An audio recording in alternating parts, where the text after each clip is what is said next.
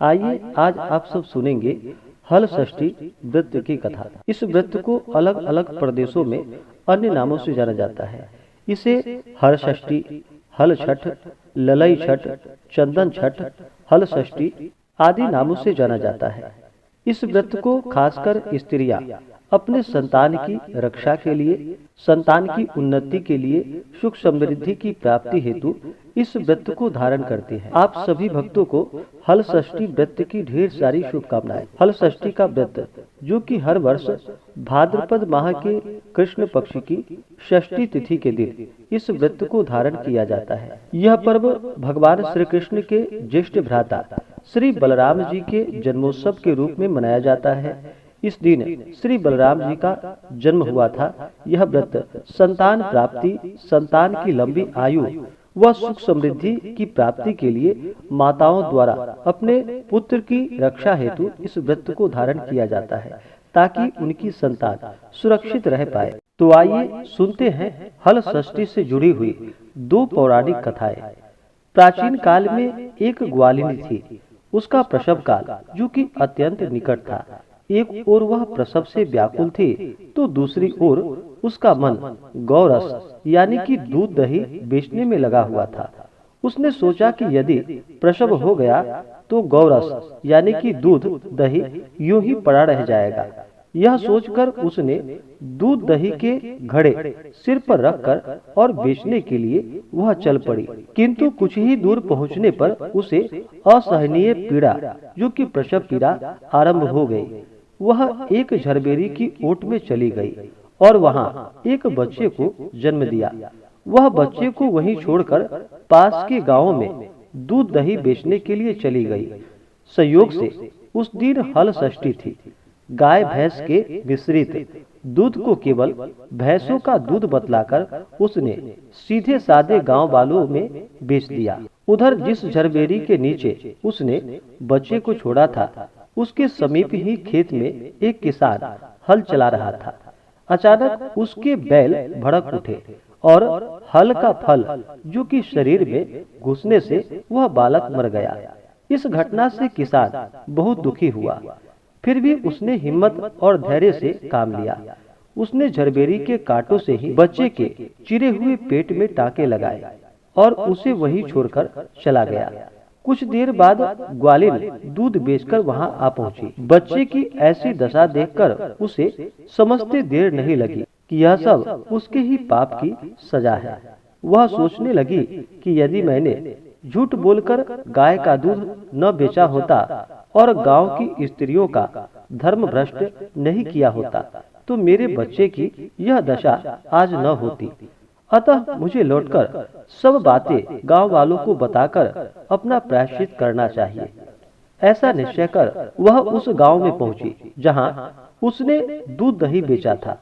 वही गली गली घूमकर अपनी सारी करतूत और उसके फल स्वरूप मिले दंड का वह बखान करने लगी।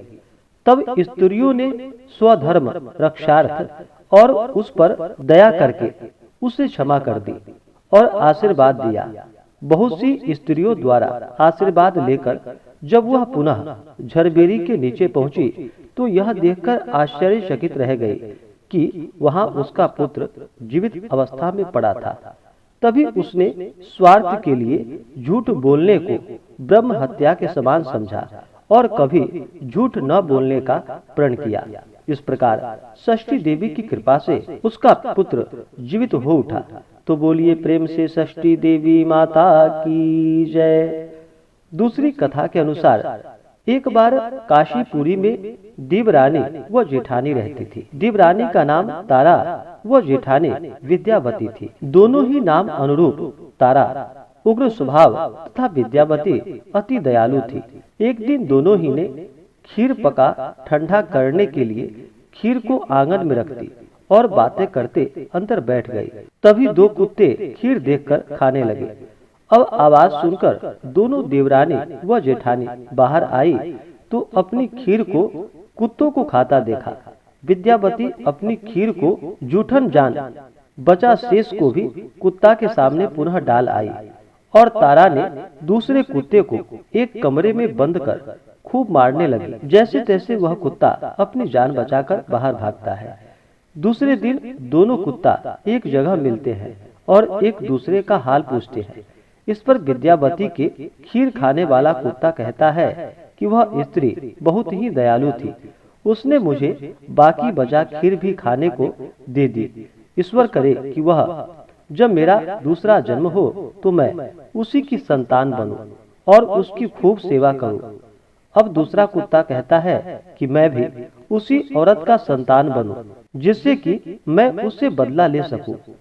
उस दिन हल षष्ठी व्रत था। तारा की मार से वह कुत्ता मर गया। अगली हल षष्ठी व्रत के दिन तारा ने एक पुत्र को जन्म दिया। जन्म के बाद वह बालक अगली हल षष्ठी व्रत के दिन मर गया। इस प्रकार तारा ने एक एक कर 5 पुत्र को जन्म दिया। उनका पुत्र 1 साल बाद हल षष्ठी व्रत के दिन मर जाता था, जिससे तारा दुखित होकर हल षष्ठी माता से प्रार्थना करने लगी। उसी रात सपने में तारा ने वही कुत्ता को देखा जो उसकी मार से मरा था। कुत्ते ने सपने में तारा से कहा कि मैं तुमसे बदला लेने के उद्देश्य से तुम्हारा पुत्र बनकर आता हूँ और मरकर पुनः आता हूँ। जब तारा ने अपने अपराधों के लिए क्षमा मांगी तो उस कुत्ते ने कहा कि तुम हल षष्ठी व्रत को करो, जिससे तुम्हें दीर्घजीवी पुत्र की प्राप्ति होगी। सपने में कही विधि के अनुसार तारा ने अगली बार हल षष्ठी का व्रत किया और हल षष्ठी माता की कृपा से और उनके आशीर्वाद से तारा को दीर्घजीवी संतान की प्राप्ति हुई और वह प्रसन्नता पूर्वक अपना जीवन यापन करने लगी। इधर विद्यावती ने भी हल षष्ठी व्रत कर माता की कृपा से एक सुंदर सुशील पुत्र को जन्म दिया और सुख पूर्वक निवास करने लगी।